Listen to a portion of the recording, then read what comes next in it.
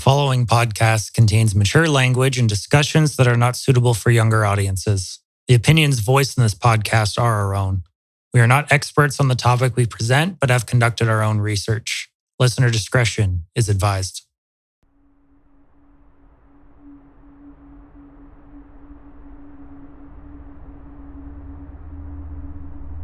When it comes to Halloween, what is the first thing that comes to mind? Carving pumpkins? Trick-or-treating? Or maybe dressing up? Dressing up as a terrifying monster, perhaps.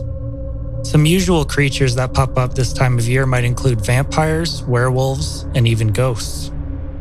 Things that are simply make-believe and purely fun for the season, right? But what if I told you that there were places and stories within Canada that point towards these things not being made up and are in fact real? In this Halloween special, we're going to talk about the legends of the vampire, the werewolf, and a possessed doll, all from the Great White North. This is the Strange and Undecided podcast.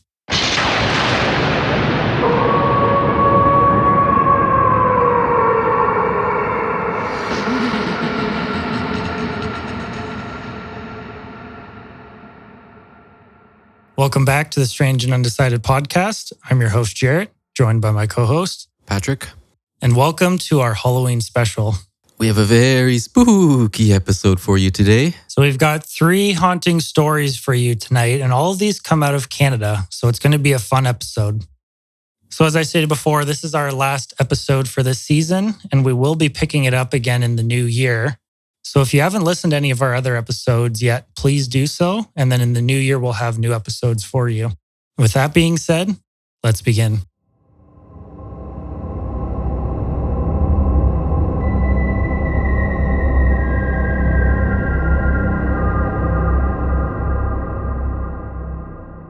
Nestled in the Ottawa Valley lies the small town of Wilno, Ontario.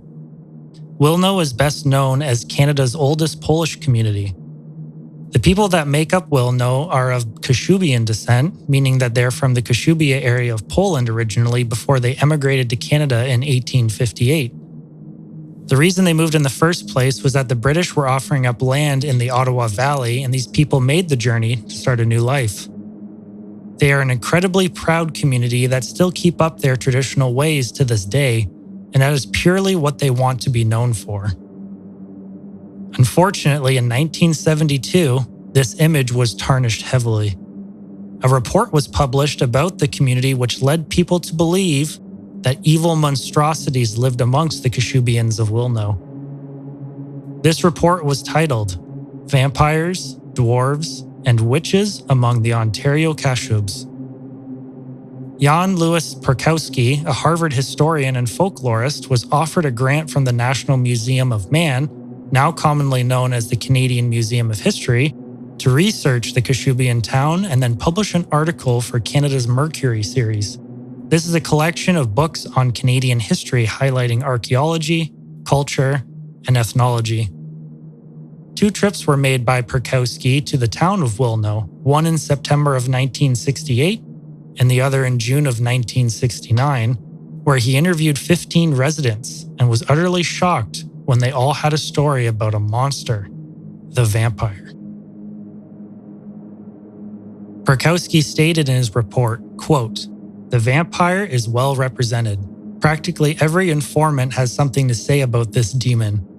Pieced together, their testimonies attest to the fact that the vampire exists among the Canadian Kashubs, much in the same way it existed among their ancestors in Europe many years ago." End quote. I know nothing of this. There's no vampires in my family, if that's what you're pointing towards. Well, that's why I got the garlic and a wooden steak right here, so. Oh, I like steaks. Not the same steak. The residents of Wilno allegedly told Perkowski that the vampire that plagues their community is an undead being with malicious intent. These vampires come about when certain people die and are subsequently transformed after death. The vampire will emerge from its coffin at midnight, where it will then hunt members of its own family down and kill them, either by sucking their blood or by carrying them away, and they're never seen again. Once the vampire has dealt with all the family members, it makes its way to the local church to ring the bell. Whoever hears the sound of the bell dies within 1 year.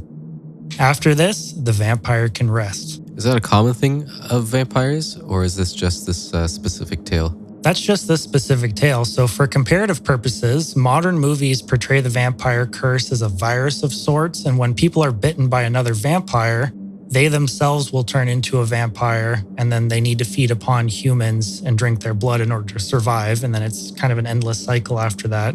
Actually, modern movies isn't about like the vampires are a thing of romance, right? I mean, with it, that's the way that kind of Hollywood has progressed it with things like the Vampire Diaries and stuff like that and Twilight. But Yeah, they made something spooky into something sexy, should I say, which is a weird route that it went down, isn't it? definitely. So this isn't the case with the vampires of Wilno, as Perkowski describes. These vampires are formed from sin, and the curse can be given to children who are unborn if the mother has committed a sin. Perkowski also found out that there were 2 different types of vampires, or rather, they can come about 2 different ways. Children who are born with a cradle cap, so this is when the baby has the placental membrane on their heads when they're born, are doomed to become vampires after they die. Is that a thing? What, cradle cap? Yeah. Yeah. Sometimes when kids come out, they have part of it stuck to their head, like a little hat. When this occurs, they will transform into vampires known as Vieshi. I don't know if I'm pronouncing that right. VSG. Vieshi. The other type occurs when babies are born with 2 sharp teeth.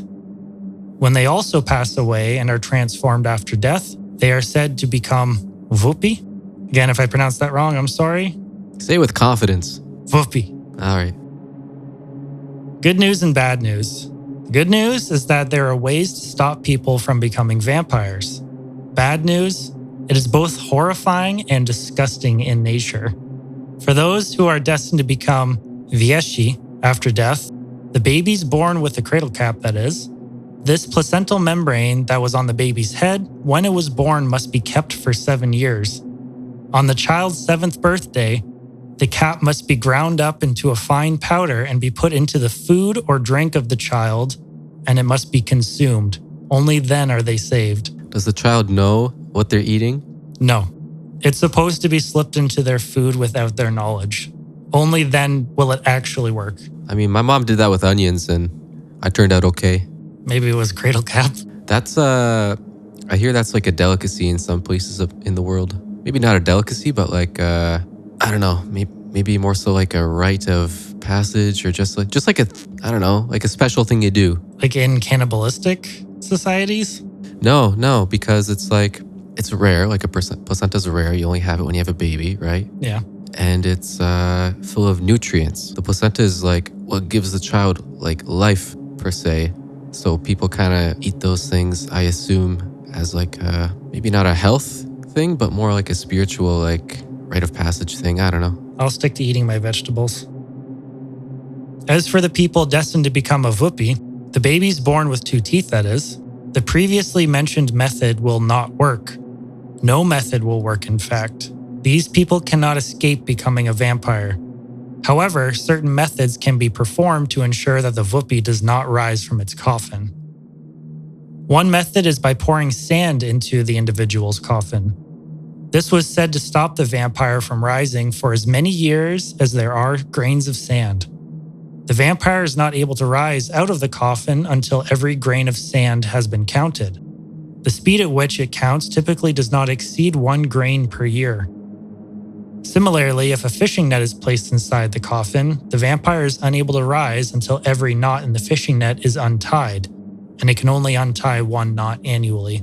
So let me get this straight. These are babies that have died with the 2 teeth? It's babies that were born with 2 teeth. They've progressed and gone through their entire lives, and when they become old and pass away, they then become a vampire. Oh, so you got to live your whole life knowing you're becoming a vampire. Exactly. Well, you're not going to have any friends.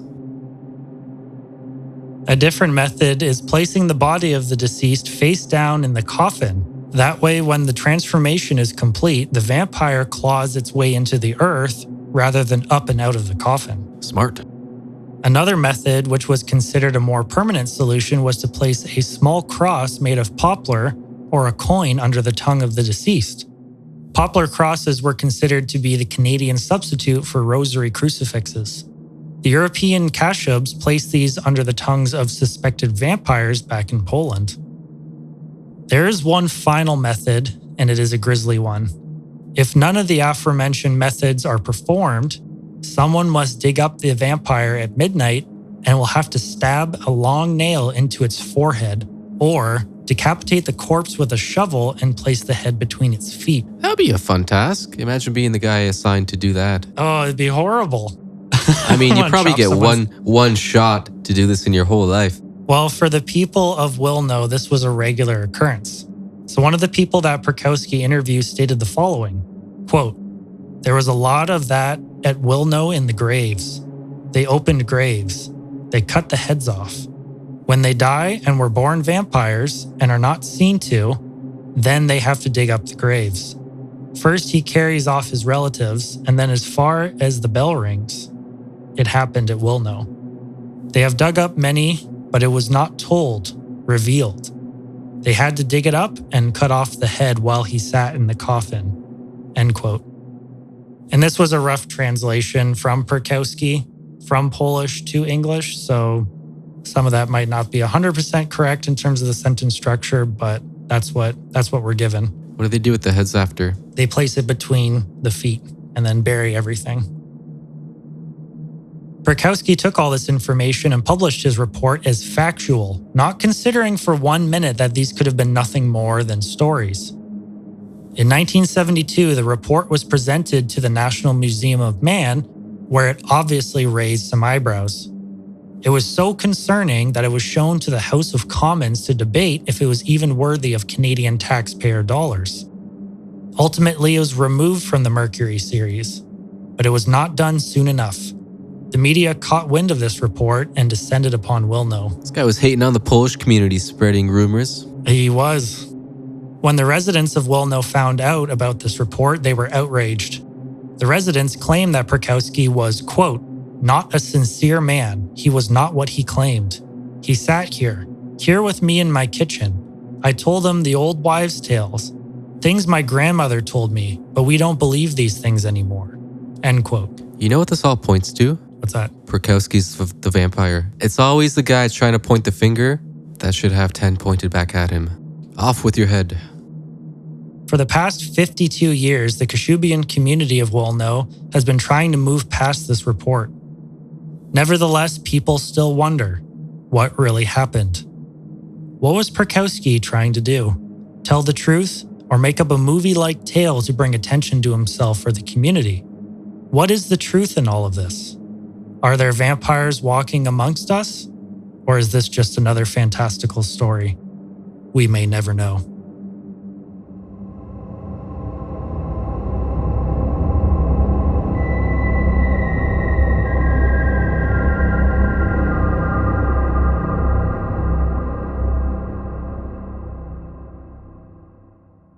Our next legend tonight goes hand in hand with our previous one. When you hear about vampires, you also will likely hear about another creature, the werewolf, the cursed person who turns into a wolf when the moon is full. Canada also has its own legend about werewolves that differs slightly from the more traditional depiction of them. It is called the loup-garou, which translates to werewolf, and it comes out of Quebec during the mid to late 1700s. There was even an article published in the Gazette de Quebec in 1766 stating that a werewolf was on the loose outside the stony walls of Quebec City and was causing considerable destruction throughout the colony. The newspaper said this, quote, "It is recommended to the public to be as cautious of him as it would be of a ravenous wolf," end quote. This wasn't the first time, however, that these werewolves had terrorized the area. The loup-garou had been prevalent in the 1600s and went back even further than that. The legend had roots in France, where it originated during the late 1400s. It was said a war was being fought against these beasts. Looking at how the legend entered Canada, it was believed that the loup-garou made its way over with the new settlers when it voyaged to the New World. So what makes the loup-garou different from your typical werewolf? Your classic werewolf is depicted as having no choice but to turn into a werewolf on a full moon. The loup-garou is different in that it changes every single night whether the moon is out or not. The curse of the loup-garou is said to affect an individual for up to 101 days. Then after that, they go back to normal. It is also important to note that the loup-garou curse doesn't only turn people into wolves, but it could also turn them into dogs, cats, owls, and even pigs. Which would you rather turn into? Oh, a wolf, 100%. Why? Because it's the coolest out of all of them. Nobody suspects an evil pig. Well, actually, what would you turn into? Can I choose any animal or just out of those options? Just out of these options. So dogs, cats, owls, there's oxen, and then pigs, and then a wolf, obviously. Owls would be pretty cool. Just fly around? Yeah, turn your head around and freak people out. I think just the flying aspect would be cool. So can anything be done about the loup-garou curse? Luckily, there are ways to deal with them. In order to rid someone of the loup-garou curse, the shedding of blood or causing the loup-garou to bleed was enough to free them, but it wasn't easy. Tales from France describe a wolf that had killed over 100 people. The royal troops in France were sent to hunt the beast down and kill it. As the tale goes, after many attempts, a hunter shot the wolf with a silver bullet, finally killing it. In Quebec, the Gazette reported that people were hunting this suspected loup-garou and were able to kill it, or so they thought. The beast was believed to be dead, but came back with a vengeance later. That is why I said earlier that they are hard to kill or even draw blood. Do you think there's only one loup-garou at a time, or do you think there can be multiple? There could definitely be multiple, as we'll get into in just a minute, as to how a loup-garou is made. After this, the story curiously doesn't continue and fades into history as nothing more than a legend. So how does someone get the curse in the first place? Much like the vampire story we just talked about, the curse of the loup-garou is brought about by not keeping up with faith. That is, if someone misses Easter Mass enough times or does not confess, they are cursed. The Catholic Church would use this tale of the loup-garou to inspire fear in their people.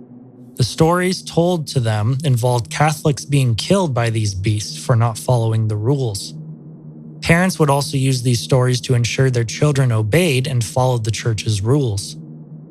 The church also made it very clear that there was a connection between the devil and werewolves, and that they were nothing but pure evil.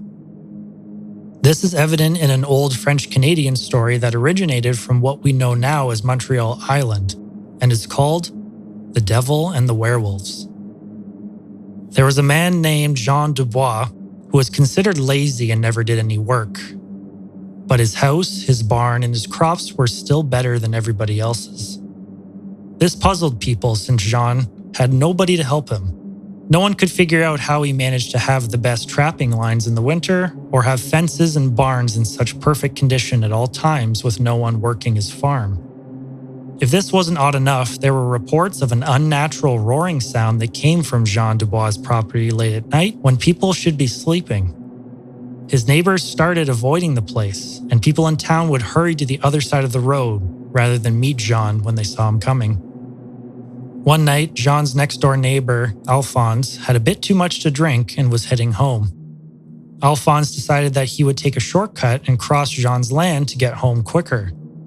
He cut through the fields and was making his way across when he heard a loud roaring sound coming overhead. Alphonse threw himself flat on the ground and looked up to see a huge canoe flying over him. He could see someone controlling the canoe. It was the devil himself. The canoe landed on the ground in the clearing next to Jean's house, and the devil jumped out with a whip in his hand. At the sight of the devil, Alphonse gasped and jumped into the bushes at the edge of the property. From his hiding place, he could hear the devil shout, "Come out of the canoe," and snap the whip at the occupants. 20 creatures that looked like wolves walking upright leapt from the canoe. Alphonse recognized them immediately. They were loup-garou, men who had neglected their religious duties for so long that they had fallen under the spell of the devil. The loup-garou began performing farm tasks like plowing fields, mending fences, and doing all the daily chores.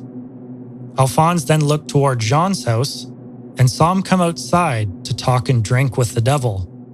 Alphonse knew then that Jean had sold his soul to the devil in exchange for the loup-garou to tend his farm. Alphonse lay shaking in the bushes, praying the devil wouldn't see him. Luckily, the devil and the loup-garou jumped back into the flying canoe and flew away when they finished their work. When it was safe, Alphonse hurried to the local priest to report what he had seen. When the priest heard about Jean's evil visitors, he hatched a plan to rid the community of the devil. While Jean was in town the next day, the priest sent Alphonse and several other men to Jean's property with buckets full of holy water. The men sprinkled the holy water over Jean's house, his barn, and on all of his land. Then the men hid themselves in the bushes to keep watch. When it finally struck midnight, the devil and the loup-garou came flying into Jean's farm in the huge canoe again. They landed in the clearing next to the house, and the devil leapt out of the canoe. However, when his foot touched the holy water-soaked ground, he started leaping and shrieking in pain and rage. The werewolves were frightened and fled from the canoe. The devil was full of rage. He believed Jean was trying to break their contract and keep his soul by driving the devil away with holy water. The devil then ran to the house and pulled Jean right out of his bed and dragged him outside and ended up throwing him in his canoe. He then flew away in a blast of fire that scorched the earth surrounding the canoe. The men of the town were able to round up the werewolves and brought them to the priest. The priest pricked each one with a knife, shedding blood, which is the only way to turn a loup-garou back into a man. The restored men fell to their knees and begged the priest to forgive them for neglecting their religious duties. From that day on, the men were faithful to their church and nobody fell under the devil's spell again. However, Jean Dubois was never seen again. Say, Jerry, that's a crazy wild story. That's not the first time we've covered flying canoes, is it? It is not. If you listen to our episode on the witch trials of Canada, there's a very similar story to a flying canoe in that episode. Flying canoe is also the name of a craft brew, isn't it? It is. It's Modite. That was what it was called. You like that name. I remember that. So what do you make of the story? To be perfectly honest, with a story like this, I feel like it's definitely the church just trying to scare people so they obey them. Yeah, I mean, if you're superstitious at all, that's quite the story to get you to go to church. Yeah, and everybody back then was superstitious, so they were scared of everything, so they looked to the church for safety. They were just a little stitious. I got a theory. Have you heard of this fungus? It's called ergot. It grows on grains. No, I haven't. So ergot fungus has hallucinogenic properties. So perhaps this was like a case of mass hallucination from people eating these grains covered in this hallucinogenic fungus. I mean, it's quite possible. All those kinds of things back then were completely unknown and was considered witchcraft and sorcery. So who knows? They could have been affected by something like this. It's quite interesting.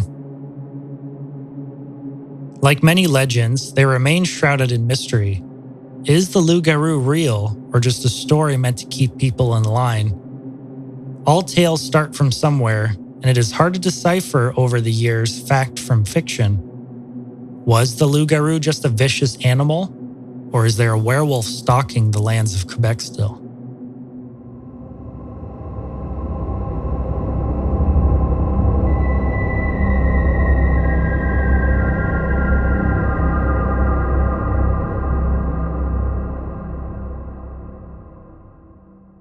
So when it comes to the Halloween season, it is not complete without one entity in particular, ghosts.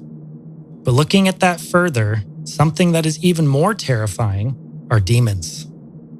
Many of you might be familiar with two paranormal researchers named Ed and Lorraine Warren, who are world famous for their paranormal research involving ghosts and demons.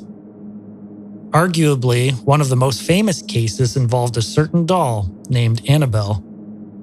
Annabelle is said to be possessed by a powerful demon, and anyone who touches it is immediately affected and bad things happen.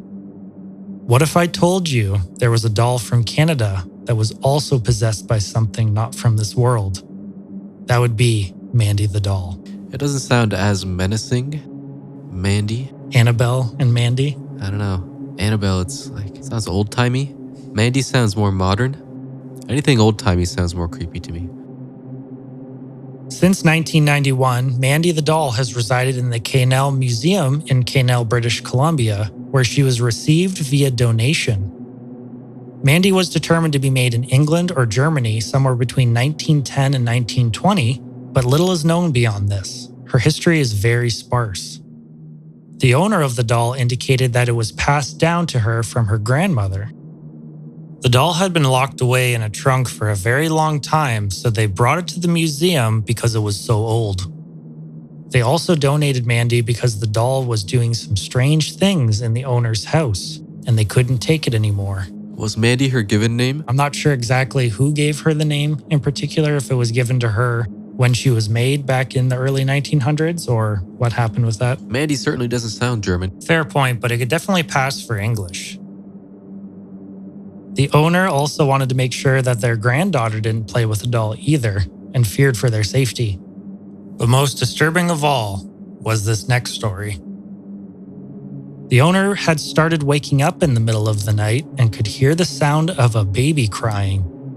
For most people with kids, this is a normal occurrence. However, there was no baby in the house. The horrible sound would travel the halls and echo through the entire house. The crying was so loud at times that it could not be mistaken for something outside or the imagination. In one instance, the owner wanted to determine what was causing the sound and investigated the house. After looking, all they would find was an open window near where the doll was kept in the trunk. The window had not been opened by the owner. This was enough for the owner to pack up Mandy and donate her to the museum. Once the doll was removed from the house, this individual who used to own the doll never heard the strange crying at night ever again. They did have one last story to tell. They told the museum that bad things happened when Mandy the doll was played with, but she didn't say what those bad things were. When the museum received Mandy, she had a cracked face, her clothes were dirty and torn in places, and all of this was just a testament to her age. She was brought to their lab and left there overnight. When the staff returned the next day, they found the lab was torn apart as if someone had thrown a temper tantrum. There was no explanation given for why everything was in disarray. This was just the beginning of the strange occurrences that plagued the museum. Staff and volunteers began reporting strange events of their own. People's lunches would go missing after they placed them in the fridge and would later be found in odd places, like tucked away in drawers. Other items like pens, pictures, books, and various display items would disappear, and many have yet to be found. Guests reported that when they tried to photograph or videotape Mandy, that their equipment failed or glitched in some way. Others reported that the doll's eyes would follow them as they passed by, and some have even seen her blink and even move. Mandy was relocated around the museum quite frequently when she first arrived. According to the Quesnel Museum, Mandy was placed in the entranceway where visitors would stare at her and comment on the doll with the cracked face and creepy smile, and how it gave them an unsettled feeling. Mandy was moved to different parts of the museum and was even placed in a case by herself. Why? Most likely because she had to be protected from people, or was it the other way around? It was also reported that Mandy didn't play nice with other dolls. She would allegedly harm them. In one story, a stuffed animal of a lamb was given to Mandy to keep her company inside of her locked case. Later, the little lamb was found on the floor outside of Mandy's case. When her case was checked, it was still locked tight. There was no logical explanation as to how the lamb got on the floor. These would all be great pranks, by the way, if it was one employee at the museum just screwing around with everybody. Oh, for sure. I feel like that's something you would do. I have done that, yes. The story of Mandy the doll began to spread, and soon enough, guests from all over the world began to travel to meet her. Mandy became so famous that she made headlines in newspapers, radio, and television in Canada and even the United States. She was even a guest on the well-known Montel Williams talk show. What does she talk about? In April of 1999, Mandy made her way to New York City for the Montel Williams show and was joined by Sylvia Brown. Sylvia was a self-proclaimed medium and psychic and believed that Mandy had originally belonged to twins who had died from polio. The negative energy being felt by people and all the events that accompanied the doll wherever it went was a result of the mother's pain and grief which was attached to her. There have been many different experiences with Mandy, and according to the museum's website, some of those stories include a guest from Calgary attempted to videotape Mandy but kept having malfunctions with their equipment. When they tried to tape elsewhere in the museum, their equipment worked perfectly fine. It was only in the presence of Mandy that it did not work. Another was a guest from Surrey, reported that after she left the museum and went home, her house had been broken into. Nothing had been stolen except for one single item, a porcelain doll. Another story was one night when an employee was developing pictures of Mandy in the lab, footsteps could be heard coming from upstairs. Right after this, the contact sheet for the photo jammed inside of the machine, rendering the photo useless. Apparently, this had never happened before. So are there photos of Mandy online? There are a ton of photos of Mandy online. Would you like to see? I would love to. These pictures will also be posted in the show notes. Oh, Mandy's disturbing looking. The dress looks nice, but it's also the discoloration around the lips. Paranormal groups have even come to investigate the museum and especially Mandy. They have reported strange events as well, but nothing that was definitive. So a group came in and one of the investigators was looking at Mandy in the eyes and began to feel nauseous and had to run outside and leave the area. So that was a very strange occurrence. Another one was a different investigator was there and she felt her hair being pulled or moved at one point. But again, these things could be chalked up to coincidence or have a logical explanation. There was nothing that was definitive and able to be explained as completely paranormal or proven otherwise. Do you think we'll ever have proof of the paranormal scientifically? Or have we already? I have no idea. I feel like there's so much misinformation when it comes to that kind of stuff. It's so hard to tell. It might be out there, it might not. People might be trying to cover it up by blasting all this fake information or hoaxes and all this stuff that people just don't believe. It's kind of the same as UFOs. To this day, people are still visiting the museum just to see Mandy. She has quite an interactive setup where you can read a diary, watch video clips, and learn about the many stories associated with her stay at the museum. If you don't believe in the paranormal or possessed dolls, maybe you should visit Mandy at the K&L Museum and see for yourself whether the stories are true or just meant to scare you. If you wake up in the middle of the night and hear someone or something crying, don't say I didn't warn you.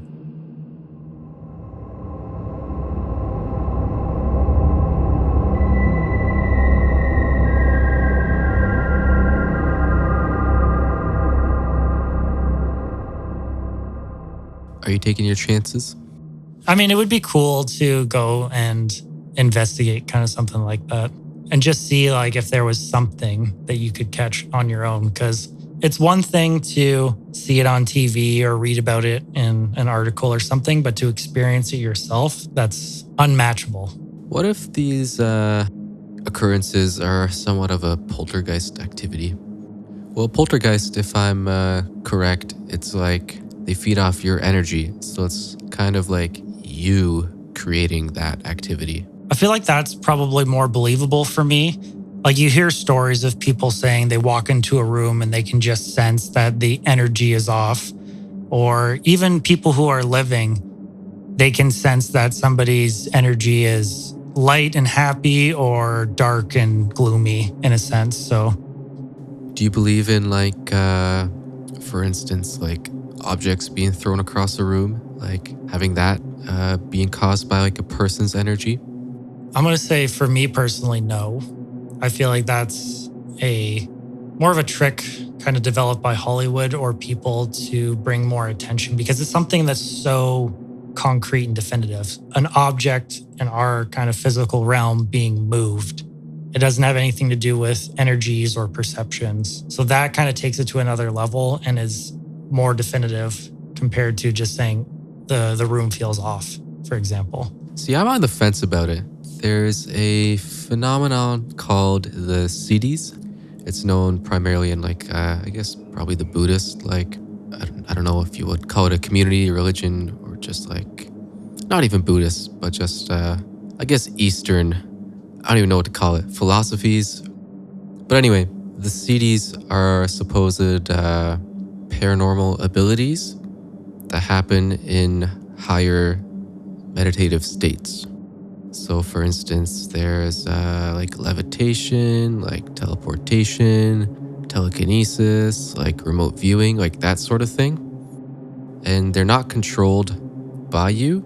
They're more spontaneous as a secondary to the states. So I've read stuff about that, which kind of relates to the poltergeist type activity, but I'm not sure if there's a connection. So on TV, for example, or in like the modern sense of paranormal investigation, a lot of them say that there's one or two types of haunts in a place. There's residual haunts, which is kind of the residual energy that's left behind and it's not like intelligent. The other one is more of an intelligent haunt where it's aware of your presence and aware of what's going on in this kind of world. So would you say what you're talking about is more of like residual in a sense where it kind of happens randomly? There's no, like you can't do anything to affect how it happens. It just happens. Right. But like it can happen more so to a person in like a high state. Like it'll happen around them. Almost like a coincidence or like a synchronicity. Right. Like I feel like those happen to this group of people more than it would to this group of people, like that kind of thing. But you wouldn't say you caused this coincidence to happen. Like it just happened and you were the one who noticed it. That's an interesting parallel there because people who are being affected by a poltergeist type haunt are usually not aware that they're the ones that are causing it. Back to what you were talking about in these people, I wonder if they are opening themselves kind of more spiritually and almost welcoming that in so that stuff like that is more apt to happen. It uses their energy to kind of fuel these events to take place, which is the same for a lot of these paranormal investigators. When you open yourself up to what's going on in a place, the entities or whatever are there, they can use your energy in order to communicate with you, to cause things to happen like knocks on the wall, footsteps being heard, voices being heard, stuff like that. So would you say that these people are opening up themselves in a way that they don't even know that that's what they're doing? Yeah, that sounds plausible. But that kind of gets in more so to like the energy aspect, which what I was mentioning earlier about how your energy can definitely influence the environment around you. Well, they say everything is energy, including matter. Like our thoughts are energy, our bodies are energy, this table is energy. Mm-hmm. And so, yeah, it's like, can our energy affect a distant energy across the room? Right. So I want to cycle over to the vampire story we talked about. Being Polish yourself, you've never heard any of these stories before or are familiar with that community? I mean, I had a cross above my bed growing up, above my crib. So maybe my parents suspected something. Maybe I had some teeth that I was born with that I don't know about. So as far as I'm aware, there's nothing, but you better watch your back.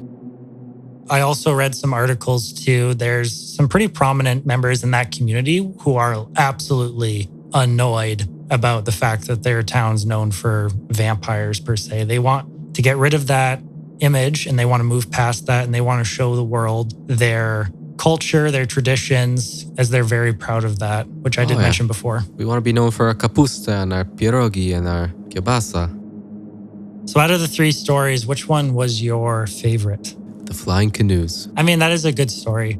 I did enjoy finding that. But it is different than the original story that we talked about. The original one we talked about was still influenced by the devil for sure. And it was a bewitched canoe. But I guess it could kind of be an off branch. You'll have to listen to our episode on the witch trials of Canada So in that story, there were people who had to get home at the end of the night and they called upon the devil basically to fly them home, or this flying canoe. So I guess it's kind of in the same vein of it's a bewitched canoe, it's the devil's work, but the devil is the one who's actually at the helm. But the passengers were men in the story about the witches, and in this one, they were werewolves. Well, that first time we talked about flying canoes, I thought it was pretty ridiculous, just a one-off. But now I'm learning everybody's seeing flying canoes.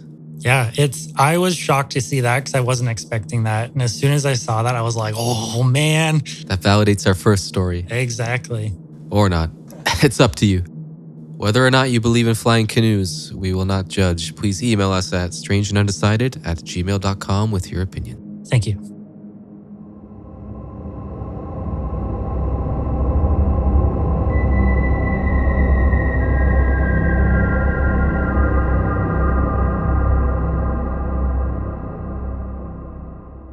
So that's going to end our episode for tonight.